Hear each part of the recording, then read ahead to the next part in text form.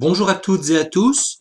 Je vous propose dans cette nouvelle vidéo de parler de la fonction carré et des fonctions polynômes du second degré. C'est l'objet du paragraphe grand 2 des fonctions de référence et des sous-paragraphes 1 et 2. Alors, qu'est-ce que la fonction carré? Eh bien, c'est tout simplement la fonction définie sur R, pour tout réel x, réel, par f de x égale x carré, c'est-à-dire x fois x. Alors, comment se représenter cette fonction? Eh bien, on peut peut-être déjà commencer par faire un tableau de valeurs, c'est-à-dire prendre quelques exemples pour x. Par exemple, si x vaut moins 3, moins 3 au carré, ça fait moins 3 fois moins 3, ça fait 9. Voilà, et donc on fait ça pour différents nombres. On observe racine de 2 au carré, c'est racine de 2 fois racine de 2, on trouve bien sûr 2. Et un demi au carré, c'est un demi fois un demi, c'est-à-dire un quart. Alors, on peut faire déjà quelques remarques et puis se poser quelques questions. On s'aperçoit ici qu'on a des nombres qui sont tout le temps positifs. Donc, est-ce toujours le cas? A-t-on toujours x carré positif, quel que soit x réel? A-t-on toujours les mêmes images pour un nombre et son opposé? On s'aperçoit ici que l'image de moins 1 c'est 1, l'image de 1 c'est 1, l'image de moins 2 c'est 4, l'image de 2 c'est 4. Est-ce toujours le cas, quel que soit x? Et puis, autre type de question, la fonction carré est-elle croissante sur R? A-t-on toujours x carré plus grand que x? Est-ce que ça c'est vrai? Est-ce que le carré d'un nombre est toujours plus grand que ce nombre? Voilà, donc voilà quelques questions. Alors on peut déjà répondre à l'une d'entre elles, qu'on peut mettre sous forme de propriété. Pour tout réel x, eh bien effectivement, le carré x de x carré, est positif ou nul. Alors la démonstration est assez rapide, on peut procéder par disjonction des cas, c'est-à-dire que si je prends un nombre réel x, je vais considérer il y a trois cas distincts qui peuvent se produire. Premier cas, x strictement positif. Eh bien, si x est strictement positif, x carré se présente comme le produit de deux nombres positifs, et le produit de deux nombres positifs est positif. Si x est strictement négatif, eh bien, le produit de deux nombres strictement négatifs est positif. Et puis, si x égale à 0, eh bien 0 fois 0, ça fait 0. Et donc, il ne peut pas y avoir d'autres cas, et chacun de ces cas me donne un nombre positif ou nul. Et donc, j'ai bien démontré ma propriété, à savoir que pour tout réel x, le carré d'un nombre, le carré de ce nombre x, est positif ou nul. Alors, je peux dessiner le tableau de signes, résumer cette propriété dans un tableau. Pour tout x réel, donc si x va de moins l'infini à plus l'infini, eh bien x carré est toujours positif et s'annule quand x égale à 0. Alors, on parlait de sens de variation, eh bien on peut démontrer que la fonction carré elle est décroissante sur moins l'infini 0, et la fonction carré est croissante sur 0 plus l'infini. Alors on l'a observé dans le tableau de valeurs, mais on va le démontrer. Alors pour le démontrer, eh bien on va retourner à la définition d'une fonction croissante ou décroissante, c'est-à-dire que si je prends deux abscisses, deux réels x1 à x2, tels que x1 est plus petit que x2, eh bien il faut que je regarde les images. Est-ce qu'elles sont rangées dans le même ordre ou pas? Alors pour savoir, je vais faire la différence des images, f de x2 moins f de x1. Bon, je ne vais pas trop détailler les calculs, donc ça fait f de x2, c'est x2 carré, on reconnaît ici une identité remarquable, pardon, et donc j'obtiens x carré plus 1, facteur de x carré moins 1. Et il faut que j'étudie le signe. Est-ce que f de x2 est plus grand ou pas que f de x1? Alors je sais que x1 est plus petit que x2, et bien comme x1 est plus petit que x2, je sais que x2 moins x1, cette quantité est toujours positive. Alors, si je prends deux nombres de 0 plus l'infini, eh bien, x1, il est entre 0 et plus l'infini, et puis x2 entre 0 et plus l'infini. Donc, j'ai la somme de deux nombres positifs ici, et donc, cette quantité est positive. Et donc, bilan, cette quantité positive, multipliée par une quantité positive, eh bien, le produit est positif. Ça veut dire que f de x2 est plus grand que f de x1. Voilà, et donc, la fonction carré est croissante sur 0 plus l'infini. Si je considère cette fois-ci des réels négatifs, c'est-à-dire de l'intervalle moins l'infini 0, toujours j'appelle x1 le plus petit, entre x1 et x2. Donc la différence des images, eh bien, j'obtiens le même produit. x1 étant plus petit que x2, cette quantité est positive.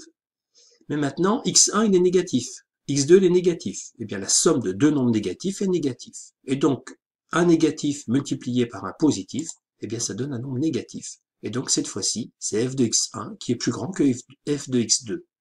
Et donc les images sont dans l'ordre inverse des abscisses. Et donc la fonction carré est décroissante sur moins l'infini 0.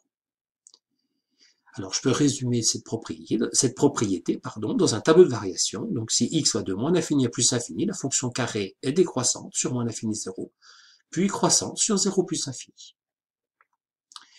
Alors, la courbe représentative, eh bien, on peut l'obtenir avec la calculatrice, ou comme ici avec un logiciel de géométrie dynamique.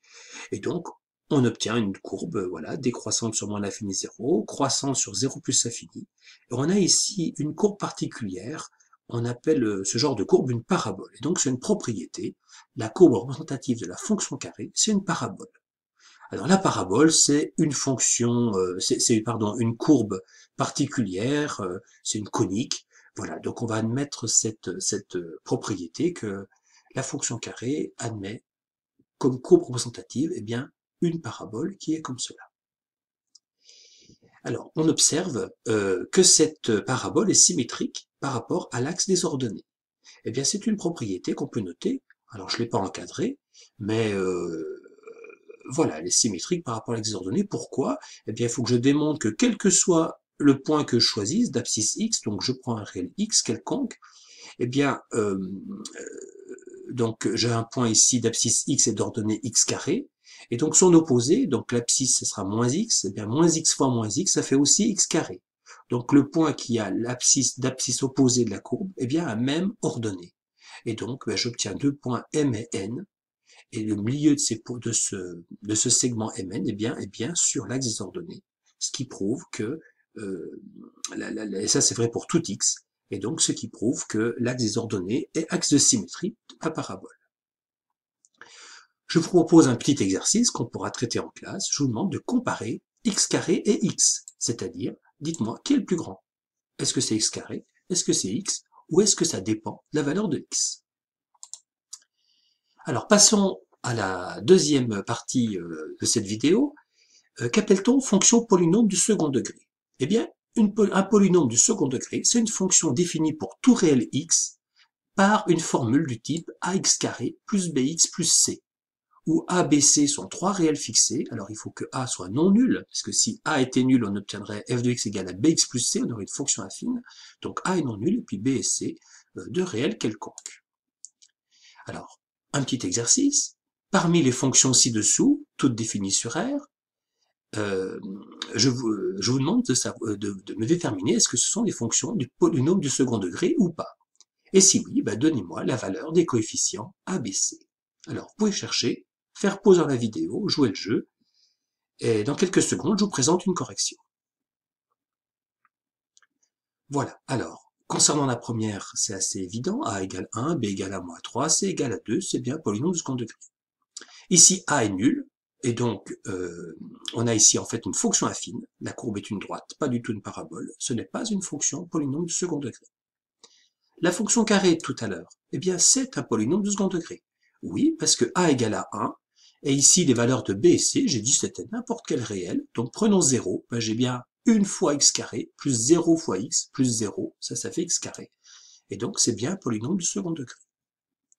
Cette fonction-là est aussi un polynôme de second degré, c'est pas parce qu'il y a une fraction que ce n'est pas un polynôme de second degré. Effectivement, f de x, c'est en fait 3 quarts moins x carré sur 4. Et donc a, c'est moins 1 quart, et b vaut 0, et c vaut 3 quarts. Enfin, la dernière, ben, ce n'est pas un polynôme de second degré, parce qu'en fait, la racine de x carré n'est pas toujours égale à x. En fait, c'est x carré positif, mais c'est moins x si x est négatif. Hein, si je prends x égale à moins 2 au carré, ça fait 4. La racine de 4, ça fait 2. Et 2, ce n'est pas égal à moins 2. Et donc ici, on n'a pas une fonction polynôme du second degré. Alors, en exercice, je vous demande de tracer à la calculatrice les deux polynômes du second degré ci-dessous. Alors, je vous laisse le faire. On va faire pause dans la vidéo. Je vous présente les courbes à l'écran d'après. Alors, voilà ce que vous avez dû obtenir sur votre calculatrice si vous choisissez, vous réglez vos fenêtres à l'aide de la table. Alors, que peut-on conjecturer? Eh bien, on peut conjecturer qu'on obtient également des paraboles. Alors, ce ne sont pas les mêmes paraboles que pour la fonction carrée, mais ça a un peu la même allure. Ici, on a une parabole tournée vers le haut. Ici, on a une parabole dite tournée vers le bas. Eh bien, ça, c'est une propriété qu'on va admettre. C'est-à-dire que si je considère un polynôme de second degré, f de x égale ax carré plus bx plus c, eh bien on obtient la courbe représentative de cette parabole, de cette fonction f. Eh bien c'est une parabole tournée vers le haut si a est strictement positif et tournée vers le bas si a est strictement négatif. On va admettre cette propriété. On va en rester là pour cette vidéo et je vous dis à la semaine prochaine pour découvrir des propriétés de ces polynômes de second degré.